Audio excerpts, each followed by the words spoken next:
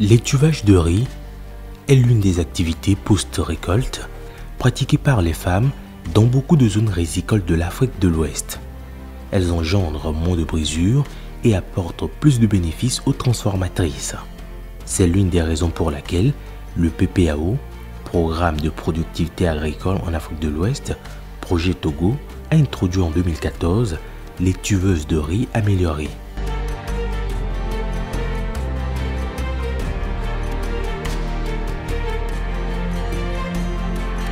Ici, nous sommes à Agné, localité située à 35 km au nord d'Atapamé, dans le groupement des femmes vaillantes, où 13 femmes s'adonnent avec joie à la transformation du riz paddy en riz étuvé avec le kit d'étuvage introduit par le PPAO Togo.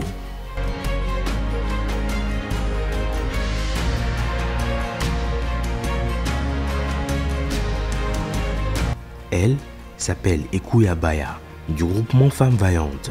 C'est sous sa présidence que l'étuveuse de riz améliorée du PPAO Togo a été introduite dans sa coopérative. Après l'introduction de l'étuveuse par PPAO, le travail maintenant est devenu plus facile. Pourquoi plus facile? Parce que avant, pour faire le tuvage, on le faisait d'une manière traditionnelle. On mettait le riz directement dans la marmite. Et pour sortir le riz, on se baissait là-dessus. Et puis la vapeur, tout ça, là, ça nous ramassait. On avait le palu qui nous menaçait.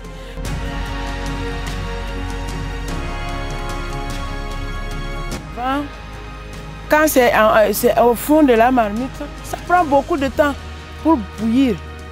Et maintenant, avec le tuvage, quand l'eau commence à bouillir, la vapeur se lève et le riz est cuit. C'est ça qu'on appelle le riz étivé.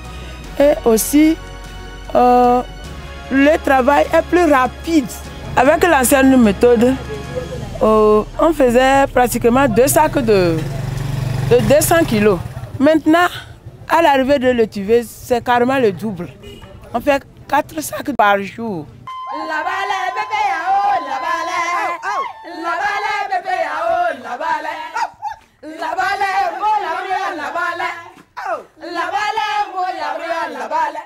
La nouvelle méthode a aussi engendré une augmentation de bénéfices et par ricochet, l'amélioration des conditions de vie des transformatrices et de leurs fournisseurs.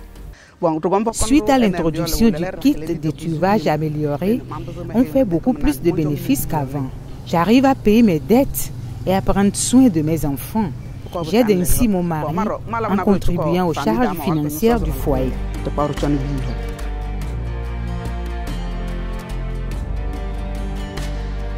Les fournisseurs des femmes vaillantes ont eux aussi bénéficié de l'introduction de l'étuveuse améliorée dans la communauté.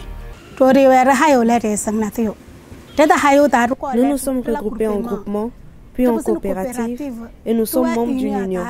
Au niveau de l'union, nous vendons le riz paddy aux femmes vaillantes.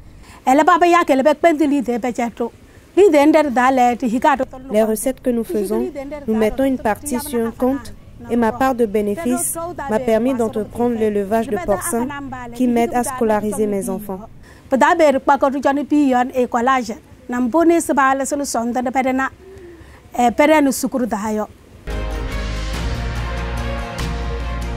Avec l'introduction de l'étuveuse et le surplus de revenus, les femmes vaillantes ont pu diversifier leurs activités en intégrant la production du champignon à base du son du riz étuvé. Elles envisagent aussi de créer un centre d'étuvage moderne sur un terrain d'1 hectare dans le village de Odjougou, une autre localité située dans le canton d'Agné.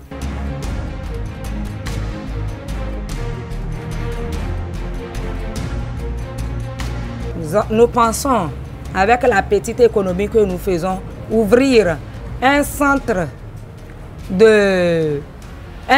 d'étuvage dans le village de Goudjong, où nous avons déjà acquis un terrain là-bas. Donc voilà l'idée que nous avons. Les femmes vaillantes sont venues vers nous pour solliciter un terrain d'1 hectare pour le riz étuvé. Et nous sommes d'accord pour les donner parce que sans tarder, c'est quelque chose qui amène, qui peut motiver la population, surtout les jeunes et les femmes. Grâce aux différents projets du ministère de l'Agriculture, de l'élevage et de l'hydraulique, dont le PPAO, le Togo est dans la dynamique de l'atteinte de ses objectifs pour le développement durable et la sécurité alimentaire, tout en prenant à cœur la question du genre et de l'autonomisation de la femme. C'est pourquoi nous disons que nous remercions PPAO. Femme vaillante, la terre ou rien. Nyawe nyono, femme vaillante nyono. Nyawe nyono, mi ma bona de keo. Nyawe nyono, femme vaillante nyono. Femme vaillante, mi ma bona de keo. Nyawe nyono, femme vaillante nyono. Nyawe nyono, mi ma bona de keo. Nyawe nyono, femme vaillante nyono. Femme vaillante, mi ma bona de keo. Neji leja.